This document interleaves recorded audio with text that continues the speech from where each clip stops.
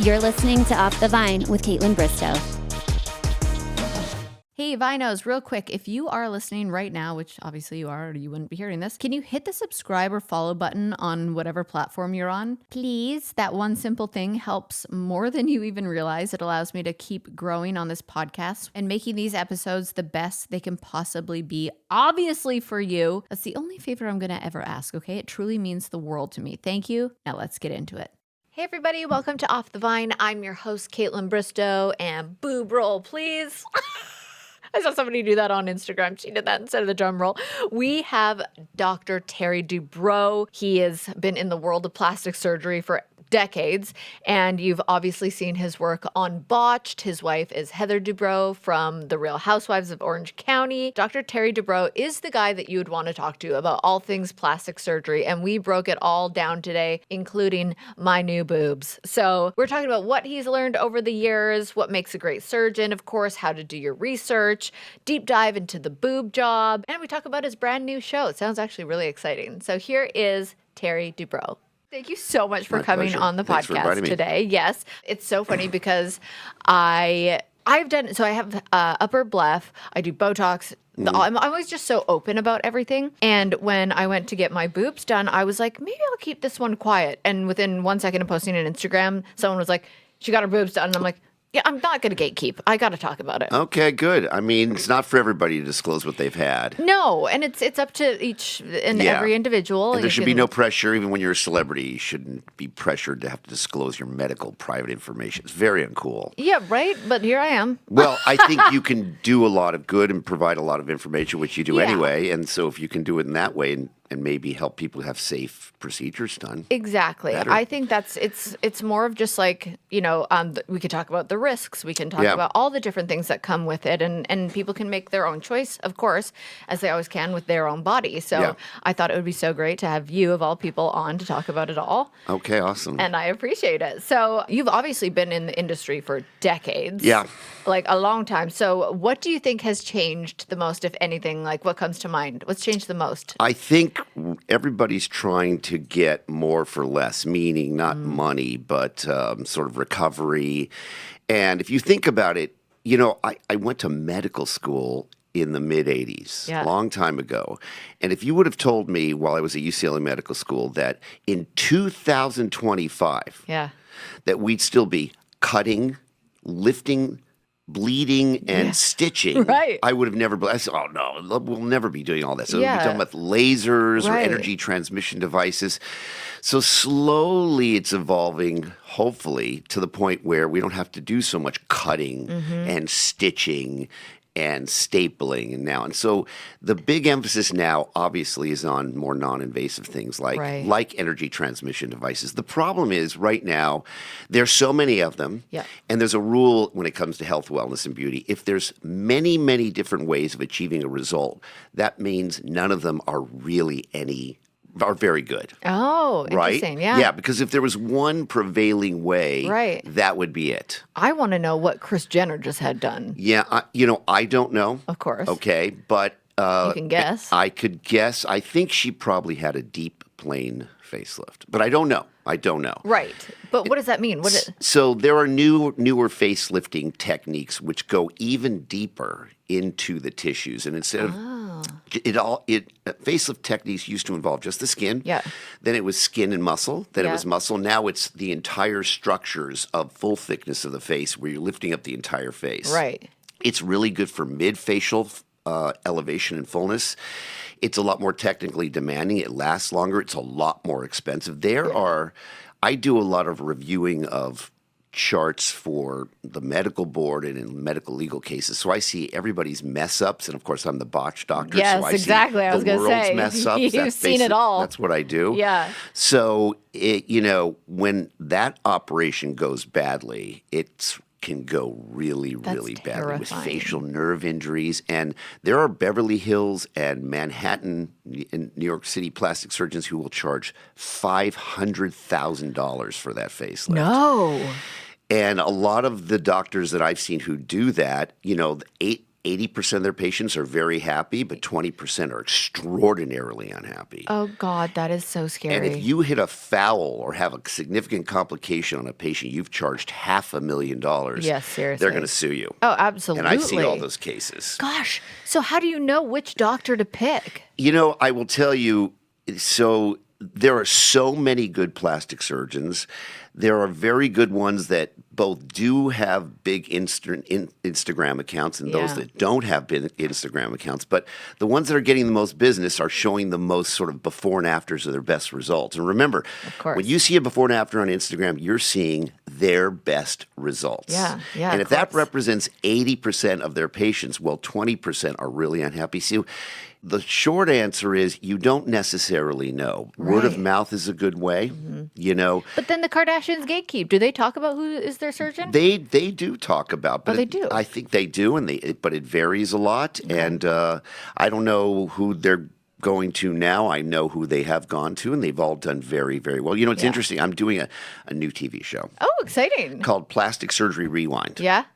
And it really focuses on what sort of the younger Kardashians are focusing on now, which is reversing their plastic surgery and having a little bit of sort of plastic surgery regret and are wishing they, maybe are a little more natural. Yeah. And our show, we take celebrities, we put them into a house together who have had plastic surgery, and they go through a psychological, emotional process with us and a therapist, and they decide whether they want to have their plastic surgery taken away. Oh, wow. And the show's coming out in July. Oh, it was just announced, so I can announce it. I've been working on it for 2 years. Holy, wow, that's exciting. What network? It's on E! and Peacock. Awesome. Oh, perfect. Yeah. Oh, that's going to be great. So they just announced it 2 weeks ago. I've, obviously been not talking about it for 2 years, but it's a message I want to get out because I like the whole the botch messages. Be very careful. Yes. Don't have too much. If it doesn't feel right, don't do it. Check your doctor out. Go to get many second opinions, and if it goes badly, go to someone who's really an expert at that. Yes. That's the botch message. The rewind message now is, maybe when you're 19, 21, 23, maybe you don't need the gigantic breasts. Yes, exactly. Maybe you don't need massive facial changes that you may regret when you're 30, 35, and older. Right.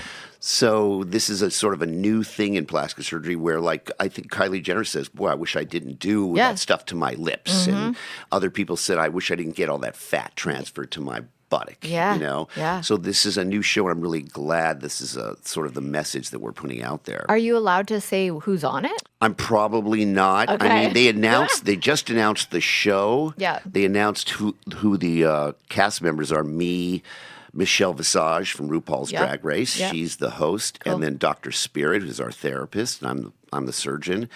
But there'll be people everybody knows. Yeah, of course. People who are willing to. It was very hard to cast because if you're a celebrity and you're not happy about your plastic surgery, do you really want to go on a TV show and necessarily talk about it? Yeah. So you had to be a brave soul to come on the show. And to be honest with you, we had to be brave souls to take them on, because what if you have a celebrity whose plastic surgery you take away? Yeah. And it's successful. Let's say it doesn't even have a complication, but they don't like it. Right.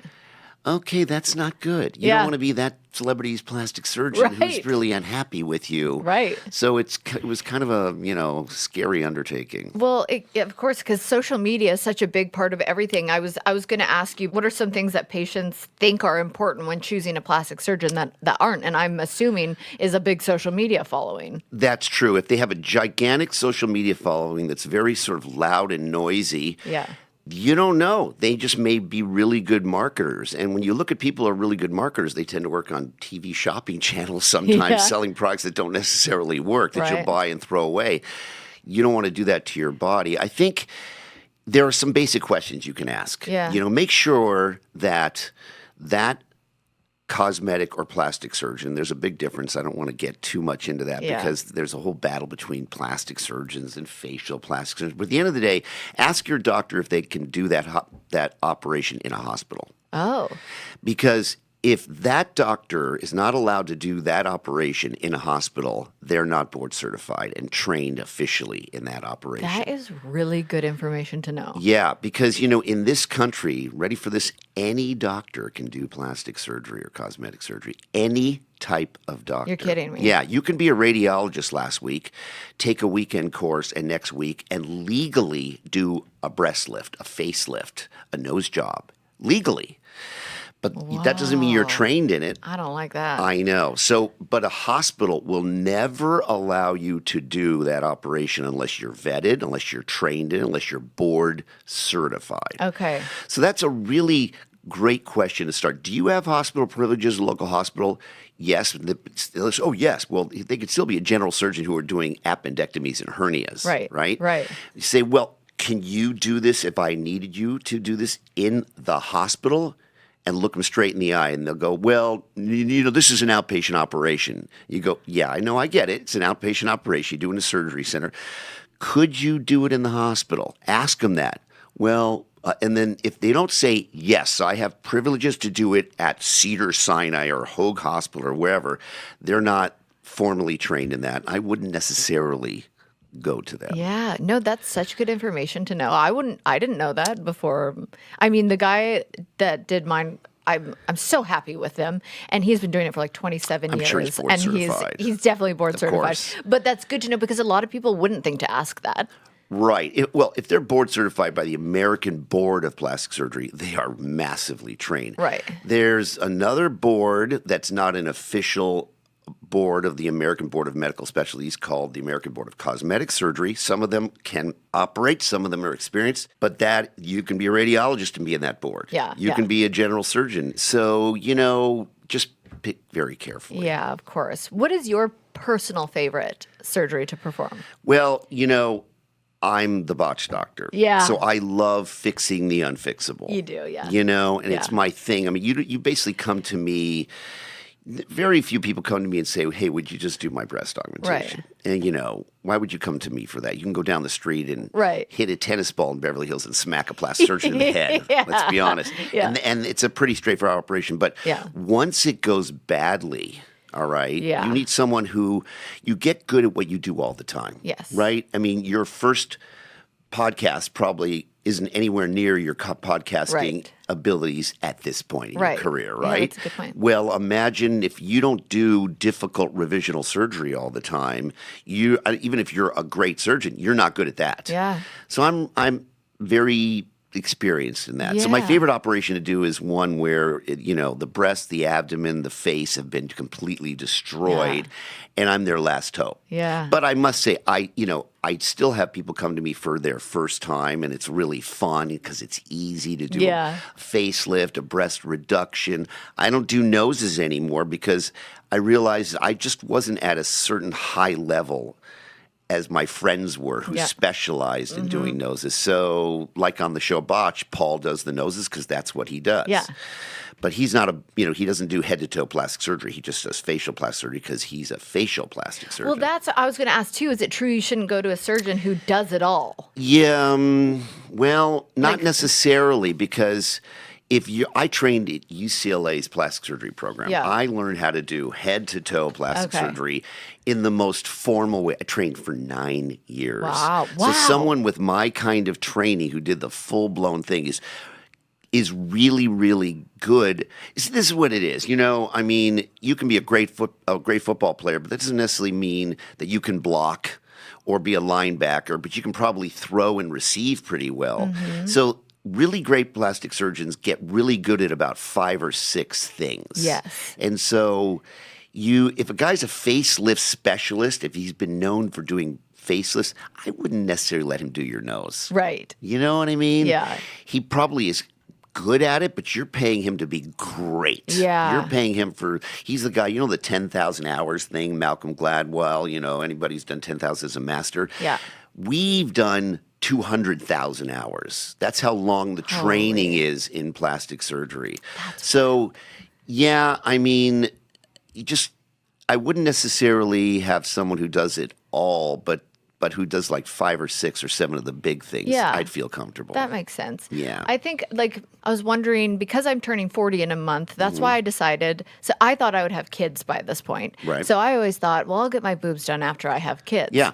And turning 40 and not close to having kids, I'm like, I'm going to get myself a set of twins. What are you waiting for? I'm going to just do it. Yeah. And I'm so happy about it. And people were so actually supportive online, which I thought they wouldn't be, but they were all like, what? I thought you were so proud of, I always called myself like the CEO of the itty titty bitty committee. Like, Right. I loved it. And I only went up one size, but it's so interesting. So people kept asking, yours look perfect. I want to Yeah. know what size you got. And I went, well, that just is like so dependent. What size is on me could look so different on your body. So for people wondering, I got 225 cc's. Oh, that's small. Small, right? Very nice. Very good. Yes. So I went as small as I could without looking like, like I didn't do anything. Right. And I learned so much about it because I didn't realize, because I was like so set on 200. I was like, no, 200. And he goes, well, 225 is like adding like a little teaspoon to A tablespoon is a 15 tablespoon. cc's. Okay. So it's a tablespoon and a half. A tablespoon and a half. So I was like, oh, okay. Then doesn't- people you could- get so wrapped right. up in the number. That's true.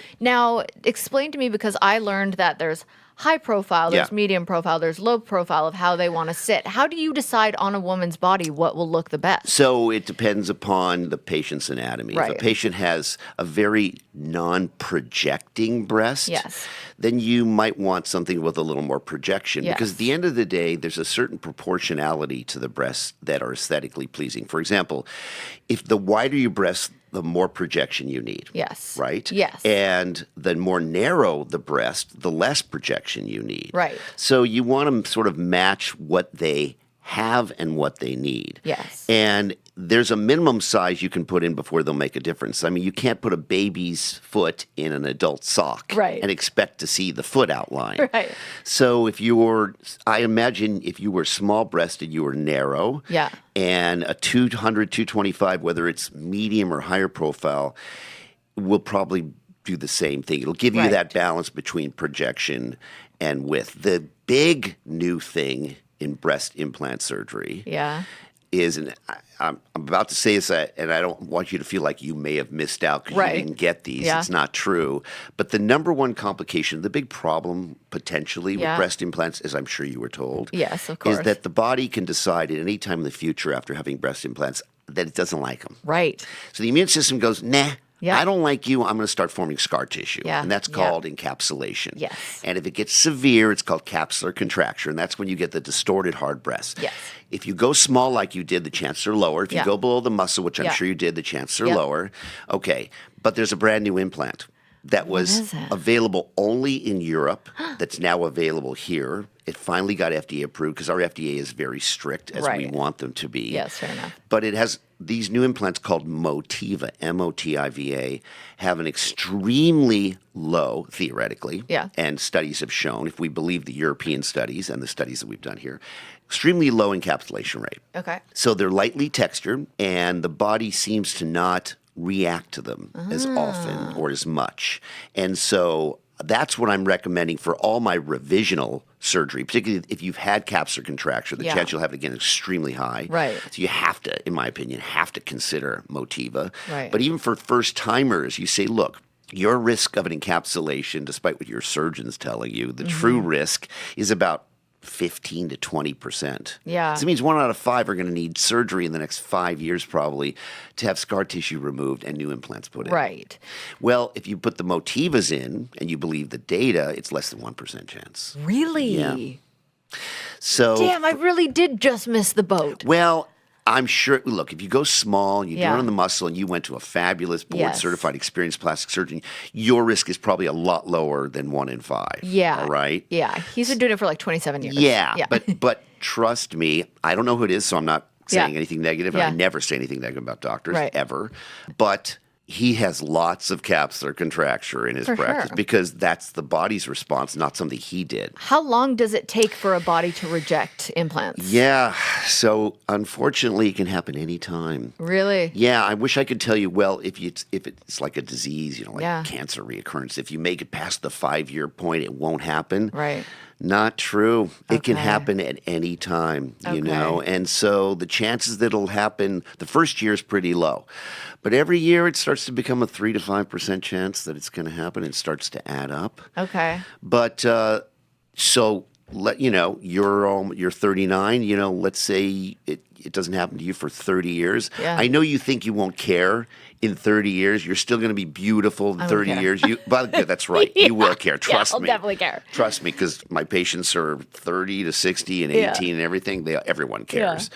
And so, if you have to have another operation in 60 years, in 30 years, that's probably okay because you might want to be bigger, smaller. Yeah. You might have some kids. You might have breastfed. Right. Your skin might loosen up. That's fine. You just don't want to do it in 2 years. Okay. And why not? Because who wants to have another operation in 2 years? Yeah, no, okay. Good point. You know Good what I mean? point. Yeah. And by the way, if you have another operation in 2 years, that means you had a complication. That means you're having a surgery for a complication, for something that went badly. You don't want that. That's true. And you'd have to pay for it. Oh, you have to pay.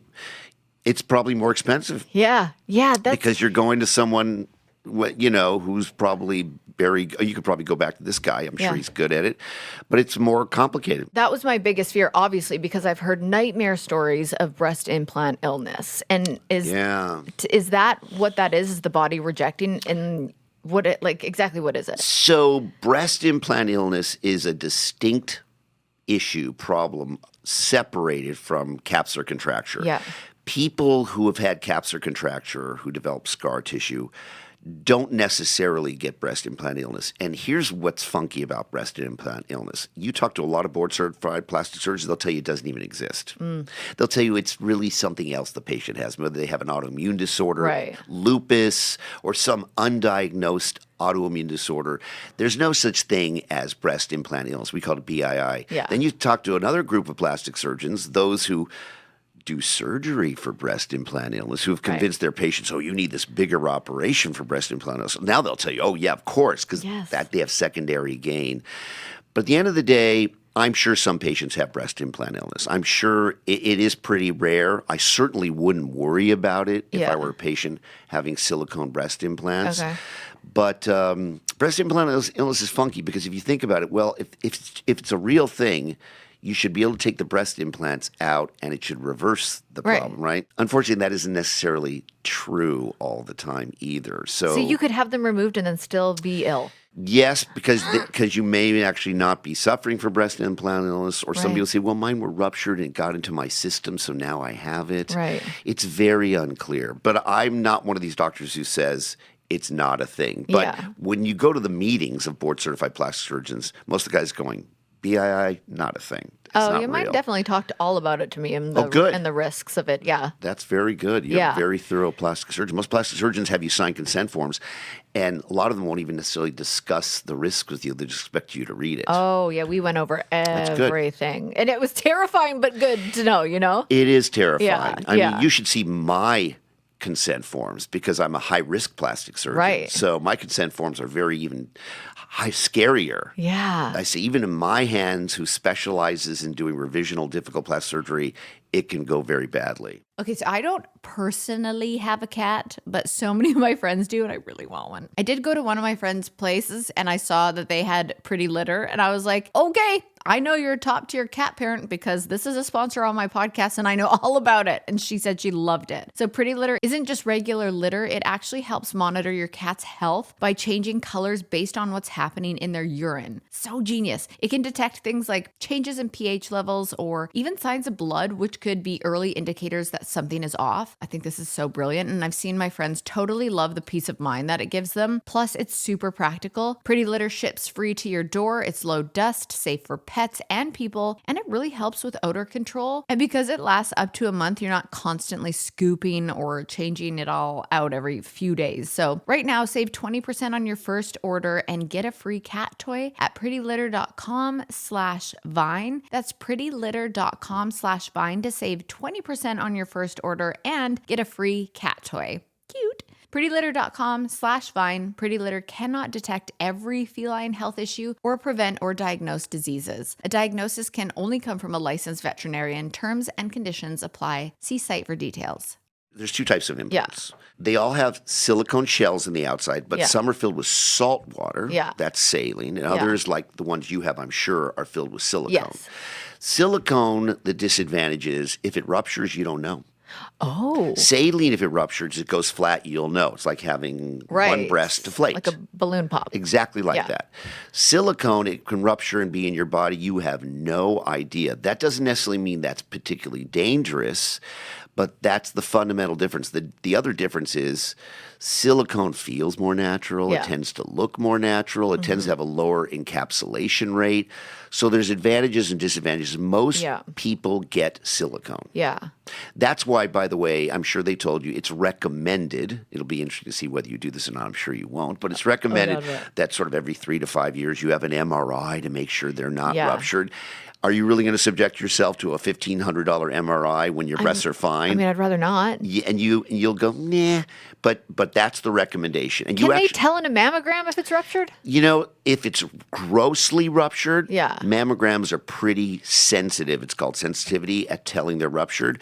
But if they're just cracked or slightly ruptured, they're not very good at determining whether they're ruptured. Only an MRI can really do that. Oh, okay. So, but you actually, believe it or not, you don't remember doing this because you signed so many forms. You signed a form acknowledging that you're aware you're supposed to have an MRI like every 3 to 5 years. You did. Because we're required to give you that form. Yeah. And as you sit here, no one told you you're supposed to have an MRI in a few years, did you? Do you know that? No. I know. No one does. Dang. I know. But I mean, I would like to know if they're ruptured or not. But my biggest fear also was, will I be able to breastfeed? Which I found out, yes, you can with implants. Usually. I mean, yeah, it's not a guarantee for anybody. For anybody, even if you don't have implants. Right, even if you don't have implants. And then I was like, is it harder to detect breast cancer with an implant? So there was a study done in 1978. That was a long time ago. Yeah. I was in high school, but that said, if you have silicone breast implants, it's harder to detect. Okay. So you may delay the diagnosis so they present in a much more advanced stage of the disease. No, the mammograms and MRIs and imaging studies are so good now. It doesn't delay things, and it certainly doesn't cause breast cancer. Okay. So that's important. It doesn't cause breast cancer.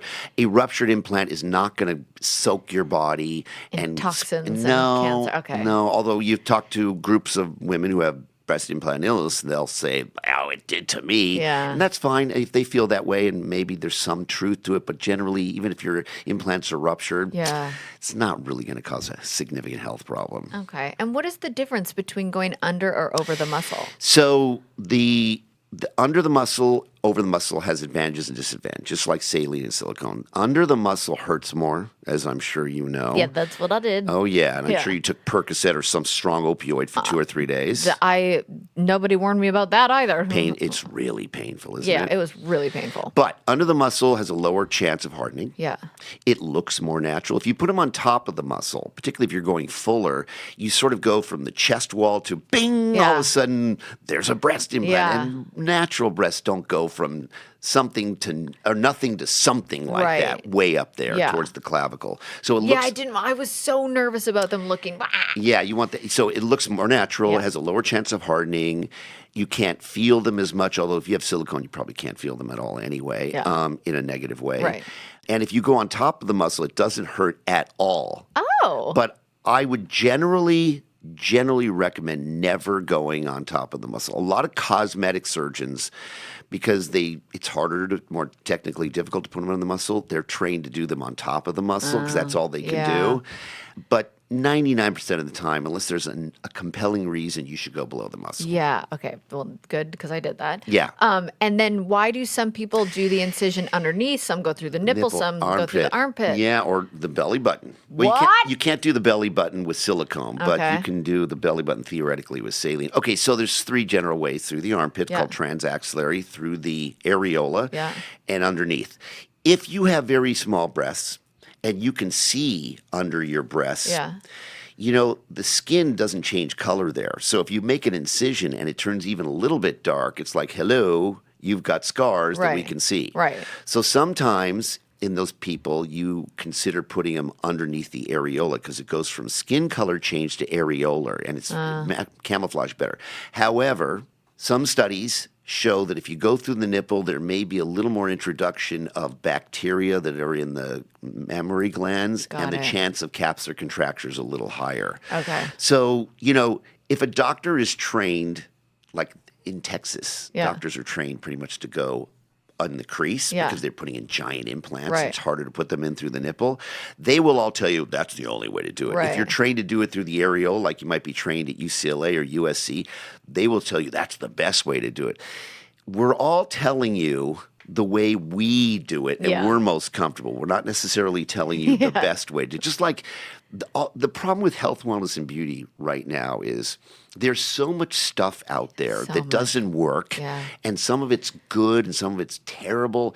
If you just spent $175,000 on the newest, greatest machine for your patients, you're going to tell all your patients that this new technology is the greatest. Yeah.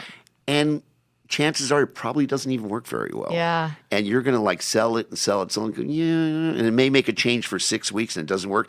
So you always have to try to, do your research. But that's why I'm going to do a podcast coming up about this kind of stuff. And I'm going to test all these things and tell the truth. None of these things will be in my office. I'm not selling any of them. I'm going to tell you about peptides and hormones and creatine and all this kind of stuff on a podcast that I'm going to ultimately do that I may or may not sign a deal for very soon. Oh, I want to know that. And I'm going to test these things on myself. Oh, cool. And people and determine what works and what doesn't work. But a lot of the stuff, you go to Beverly Hills, the busiest plastic surgeon, he's telling you this new machine is the greatest. Of course. It doesn't work. Of course. It may, but it probably doesn't work. It certainly doesn't work as good as he's telling you. Yeah, of course, because he just spent all the money on the machine and needs to sell it. Needs to sell it. He needs. That's what it freaks me out about the big social media plastic surgeons, and they got all the buzz going, and everyone's then they charge so much extra because they're probably spending it all on marketing on their socials and growing that. They are. Yeah. And so that's that's a double-edged sword to go to a plastic surgeon who's all over social media. But how else are you going to hear about people these days? Well, word of mouth is how I did it. That's good. That's the best way. That's how I did it. Yeah. And I went underneath, and I'm telling you this, I'm 6 weeks out, and I already feel like the scar is like not gone, but like not even close to what it looked like before. So an important thing that you probably haven't been told that you should know is that when you wear a bathing suit, it may block UVB, but it won't necessarily block UVA. Okay, UVB is stuff that causes sunburn. Okay. But UVA gets through a bathing suit that doesn't have SPF protection and can cause that scar in the next year while it's healing, because it takes a year to finish, to turn dark. Really? Yeah. So okay, good to know. So this summer, put zinc. How many months are you out now? Not even 2. Okay, good. So this summer, I would either put tape on there or put SPF 50 and keep reapplying it. As soon as you come out of the water, go to the bathroom, lift up your bikini, and put it back on there. So good to know. Yeah, because that UVA that's going through is not causing a burn, but it's causing it maybe to turn dark. And once it turns dark, you can do things about it, but it's there. You'd rather not. It's there. Yeah, that's another thing I feel like, and maybe they told me when I was out of it, coming out of surgery, but I was fully addicted to a Percocet. Oh, you loved it. Oh, I loved it, and I also knew, okay, well, I can't do this forever, so I tried to cold turkey it. Oh, that's not good either. But I didn't know. Switch to Advil. I didn't know. Yeah. And I'm like, did they tell me while I was loopy? Because I was by myself, so I had a night nurse come help me. Yeah. Because I was like, I need somebody to be scheduling when I'm taking this Percocet. I need somebody to help me even just get out of my bed. Yep. And I didn't know. So I'm popping a Percocet every 6 to 8 hours. And it felt good too. Oh, and a Valium. I was like, I'm living. Yeah. And because it was very painful. And so then I had girlfriends come into town. I'm an overachiever. So I was like, I'll be fine in 3 days. On the 4th day, I was still taking the Percocet. And I was like, I should probably stop this because I'm going out. I stopped and I thought I was dying. Yeah, that's a problem. So there is. And they gave me a bottle. I know. We do that. Why? I know. Well, what we're supposed to, particularly in California, there's an opioid crisis in this country. Yes. And so the California Medical Board is very intense and very monitoring. And so we tend here to give less Percocets. We're afraid that patients are going to get addicted. Good. You should be. Yeah, but long story short, take your Percocet, but start taking Advil if your doctor lets you. Yeah. If your doctor lets you, which they should. Yeah. By post-op day 2. Because once you get the Advil going up in your blood, you can wean off the Percocet. And you happen to be one of these people like, I will have an operation and I can't take any Percocet. It makes me sick. Oh, really? It's such a bummer. me. And so I know a lot of my patients, not only is it good for analgesia, but they love it. And so if you're a real responder, they come in, I need another prescription. Well, I mean, that is how people get so fully addicted. And then it turns into because that feeling of not taking one after you've taken for 4 days is, I literally thought I was going to either shit my pants, throw up, or faint. Yes. And I was just like, this is so not good. I need another Percocet. And I'm like, oh shit, this is how people get addicted. So then I started taking a quarter and then a quarter. And then you weaned yourself. Yeah, I weaned myself. That's good. But I didn't want to. Yeah, they didn't tell you to take Advil, huh? Well, they might have, but I was so high on Percocets when I went in for my post-op too that I don't remember shit. Yeah, and then when you tell them to start taking Advil, they think, oh, yeah, well, you start drinking water for your pain. They think it's nothing, but it really works. Yeah, I started doing that after I would take Advil and then like a Tylenol. That's right. Yeah, okay. But you have to be careful with that because Percocet has Tylenol in it. Oh. And so you can easily OD on Tylenol. It's the number one cause of an overdose death in this country. I have heard that because of the liver. It'll shut down the liver. It'll kill your liver. Yeah. So anyway, but that's, Percocet, people love them. People really do. They love the massaging. Yeah. So I really want mine to sit lower and more natural. So I have like the strap and I'm trying to do the massaging. Like, what is the proper post-op care for a breast implant? I'm sure your doctor told you to massage them. It doesn't make any difference if you do or you don't, to be honest with you. We used to tell patients massage them because we thought that it minimized the chance of hardening and help put them in the proper position. Yeah. But it really doesn't. Okay. And it doesn't, it's not important for preventing capsular contracture. It's the reason most of us tell you to massage, because if you massage them periodically, you'll know where they're getting hard. Yeah. And this is an important message. If they start to get hard, if they start to get firm, there are medications you can take early on that can potentially reverse that. Okay. And a lot of doctors use this medication. It's an asthma medication called Singular. It's really weak. It doesn't really work that well. And then there's another one that's on the market that you have to start testing the liver for, but it's very effective, but not all doctors want to use it, called Accolate. Accolate can reverse capsular contracture in the early stages, and I've actually seen it reverse it even in the advanced stages. Oh, wow.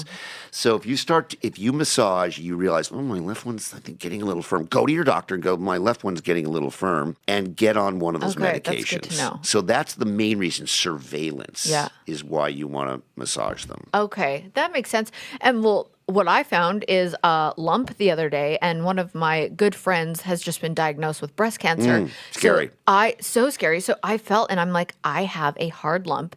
Is it painful because I just got them done, or is it painful because it's cancer? And so I immediately book. I can't do a mammogram yet because it's too soon. But I booked a ultrasound. Right. And I was so terrified. I had tears streaming down my face because I was like, oh my God, this is the reason. I never thought I would get implants, but I got them. Something made me go, oh, I'm going to get implants.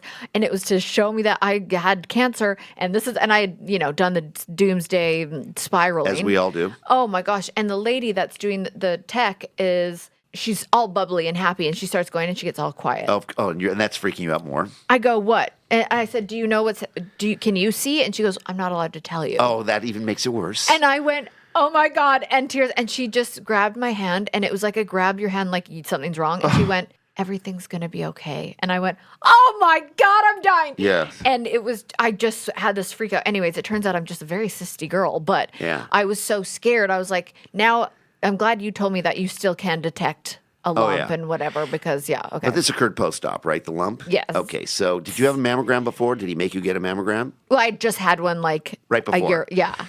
A year before, within a year. Yes. Yeah. So any post-op lumps are never see cancer. That? If you were putting an implant in, would you be able to see a lump?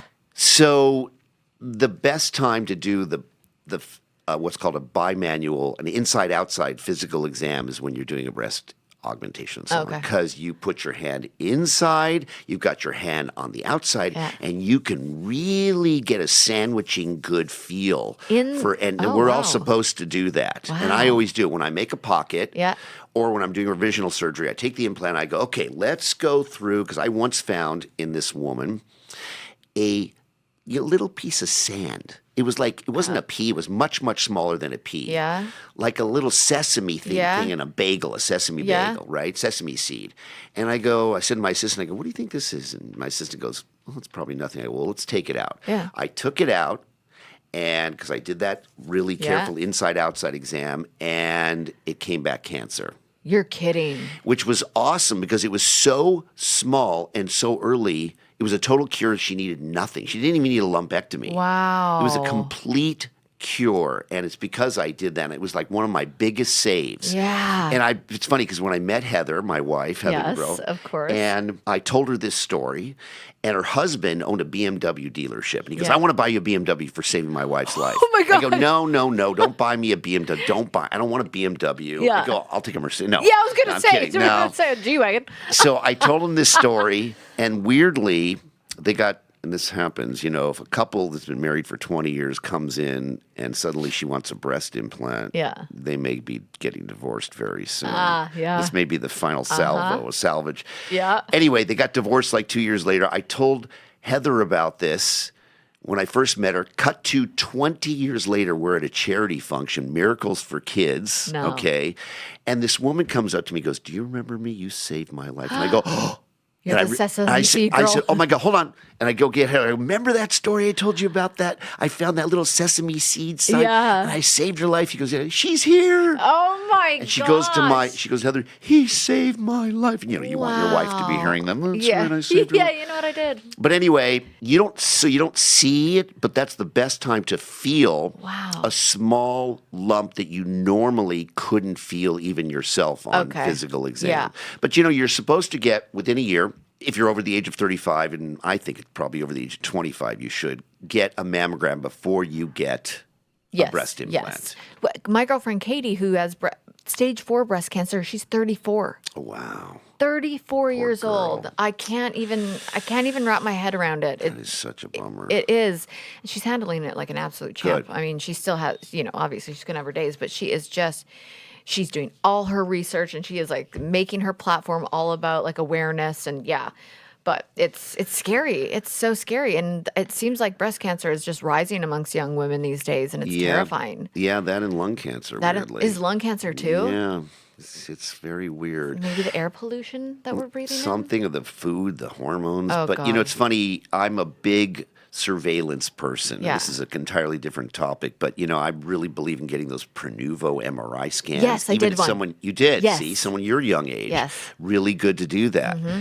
Heather and I just did endoscopy, colonoscopy, and she put it on the internet. We did the prep. Yeah. And, the recommendations by the American Radiology Society to tell you, or GI Society, it says, you should get your first colonoscopy at age 45. I think you should get your first colonoscopy at age 30. Yeah, I want to book mine. Yeah. My girlfriend just booked hers and she's 36. Yeah, because it's the most curable. So I'm a big surveillance person. Yeah. So I don't necessarily think you're 25, you should get a mammogram. But if you're going to have breast implants, get them. Because here's the problem. If you get breast implants and then a month later you have a mass or you have a thing that's seen now on mammogram, well, was it there before? Right. Because if it occurs a month after, it's related to the surgery. Right. It's not something that was there before. Most people were telling me that, but I was like, I need to be sure. But yeah. So, but a lump's a lump. Even if you had a mammogram and you develop a new lump, unless it was right there in the area of the incision where it gets hard because you're feel like a rope. Yeah. Then you wouldn't do anything about that. But if it's a new lump, an ultrasound showed it was just a cyst, huh? Yeah. Yeah, that's good. I mean, I've got cysts everywhere and the fibroids on my ovaries, and I'm just From your Prenuvo. I saw it on the Prenuvo, Yeah, and then I got an ultrasound, and then again for my 40th birthday, I said I was going to get boobs and my fibroids removed. Yeah. I'm like, this is aging. Here we are. Well, that's the problem with those early MRI studies from head to toe. It's going to find things. Yeah. They're overly sensitive. Yeah. Oh, I found out I had a cyst on my brain. Thought I was dying. I did too. Really? I have a neuroglial cyst, and I went, Yes. okay. Yeah. And, and then I have like 2 cysts in my liver. Well, at my age, you start to get what I call barnacles. Barnacles. Like you're a boat that's been around in the ocean for a long time. You're growing stuff. Yeah. But the problem is, if you get one of those studies and it shows something in and around the pancreas, you go, well, I better biopsy it. Right. And now once you pursue it by putting needles in things, I could tell you a very terrible story about a doctor who did one of these older CAT scans, found something in the lung. And the radiologist said, let's just rescan it in 6 months. And the doctor said, I want it biopsy because I want it out if it's cancerous. It's so small and it's in a weird spot. Let's just rescan it and see if it grows in 6 months. Yeah. He made them put a needle in it. Oh, God. Yeah. He went to the hospital, put a needle in it, and had cardiac arrest, and they hit a vessel, and he died. And then the autopsy, awful. Great topic for your podcast, right? But the autopsy showed it was benign. Be very careful pursuing these funky little cysts and barnacles that they find on these studies because you're trying to find things Wow, really that is awful. It's so awful. But, I did a MRI and it found something potentially in my prostate, and I ended up doing like multiple different kinds of much higher intense MRIs with gadolinium scans, and ultimately said, yeah, it's nothing. Yeah. And I had 4 MRIs. God. And aren't those like radiation and then Gadolinium. Yeah. Gadolinium is a contrast they put that the MRI is allowed. It's not, made out of metal or anything, but it allows them to see it better. But ultimately, you get too much gadolinium contrast and cause dementia. It's a whole thing. What somebody told me when I was worried about mammograms and the radiation, and they were like, "You get more radiation in an airplane." I'm like, "Well, Low. new fear unlocked. Great, you get radiation in an airplane." Yes, you do, but it's low. Okay. It's low, Well, super that's low. still so scary. What do you think the biggest misconception is about implants? That it's one and done. That you get them and you never have to worry about them. Now, the reason I'm so glad we talked about the Motiva with the lower, the truth is with regular implants, doctors don't tell you, but there's a huge chance you're going to need an operation in the next 5 years to do something about a complication. Huge. Yeah. And so that's it. And then the other thing is don't go too big. Yeah. If you go too big, if the body has the potential to react to them, it's going to, and doesn't like them, it's going to like them a lot less if you go too big and they're sitting there pushing on the tissues. Yeah, I went from like a large A to a large B. Which is perfect. Yeah. The chances you'll have a complication even without the Motivas is super low. Okay. But But can I get when I do my next surgery to replace them, can I do the Motivas? Oh, yeah. Oh, okay, great. But you hopefully won't do the next surgery for 100 years, So they could, so you don't have to replace them if nothing's, Oh, that's a good question. So it used to be that 8 to 10 years or something. It's not true. Oh. No. If you come, I can't tell you how many patients come into me after 15 years and they say, I think I need my implants taken out. Why? Well, it's been 15 years. I go, well, do you have any problems? No. Are you getting MRIs? Yes. Any problems with that? No. They say, if it ain't broke, don't fix it. Yeah. And by the way, going in there is not necessarily the most benign thing you can do. Right. You make an incision, you go in there, and even if there's not a lot of work the doctor has to do, it's still trauma. Yeah. So the body may, on the second one, go, F you, and start putting scar tissue down. Totally. Yeah, that's what I thought. I thought about that too, because I mean, you're like the king of revisions and seeing the worst of the worst. So if it ain't broke, don't fix it. Okay, that's so good to know. And if it's good enough. The enemy of good is better. All those things that we always tell patients. If you don't need it, don't do it. Yeah. Okay. Is there a story from like the Botched side of things that has stuck with you? I mean, probably that story about saving that woman's life, but something that sticks with you that's like the worst case you've ever seen, or like something that's stuck with you emotionally, whatever it is. Yeah. I had a patient in like season 2 who came in, and she, sometimes you hear about these stories. People go to these pumping parties where instead of going to a doctor to get filler in their face, they go to someone in a hotel and have illegal filler put in. Oh, God. They call them pumping parties. I've never heard of that. Yeah, it's a thing. That's okay. crazy. So there was this woman in New York, she actually went to prison, who was getting illegal plumbing supply material and injecting into women's faces and body and buttocks area. Oh my Yeah. God. And at first it seemed, wow, that was pretty good. And it was, by the way, it was caulking material, the stuff you put between Yeah. tile. Oh my God. Yeah. No. So she would inject it into women's faces, and at first it looked okay, and then the body, after a while, because it wasn't as sort of what we call inert as silicone is, meaning the body has a greater potential to react to it, everybody's bodies were going, oh my God, and forming massive, what are called granulomas, these big lumpy masses. Yeah. This one came in on, and it was on her face. She had masses all over her my face. God. Okay, like big giant tumors. And every doctor she went to said, don't touch it. Yeah. Because because the problem is it's going from skin all the way down to bone. It's made out of concrete essentially because it's caulking material, and the chances that we can take it out and not kill the skin, kill the nerves, and even cause more of an inflammatory response is low. That you go in there and if it's pissed off. Putting it in, taking it out may really irritate it more and cause infections and so on. So everybody passed on her. Wow. So we passed on her the second season. Yeah. So then I just couldn't get it out of my craw. Yeah. Yeah. So for the next 4 or 5 months between season 2 and 3 or 3 and 4, whenever it was, I woke up at 4 o'clock in the morning and go, wait a minute. I know a way to remove this without killing the skin above or destroying the nerves and the bones below. So I opened up her face. I took an orthopedic saw and I cut out the middle 2/3 of it and put it back down. So she still had it in there, but you couldn't see it. Oh. And when you feel your face, you feel your bones. Yeah. So she had, sort of hard areas, but she looked great and the body didn't overreact, and I fixed her. Oh my God! I'm gonna go look that up. Yeah, that case really stuck with me on Botched. And you changed her life. I changed her life for sure. Wow. But I've had so many cases where, and this is where it gets funky on the stuff I do. If 5 plastic surgeons tell a patient, this is too dangerous, don't do it. And then you're number 6 and you do it and it goes really badly, that looks really bad for you. Totally. Because it looks like you're the idiot. Yeah, totally. And you were the one, you did it out. Nobody accuses me of that because I'm the botch doctor. But so I get all these patients where everybody says that's too dangerous. And I go, well, I can do this and take it apart and do that. So that's sort of what I've come to specialize in. Gosh, if I talk about what's dangerous, if I was married to a plastic surgeon, I'd want everything.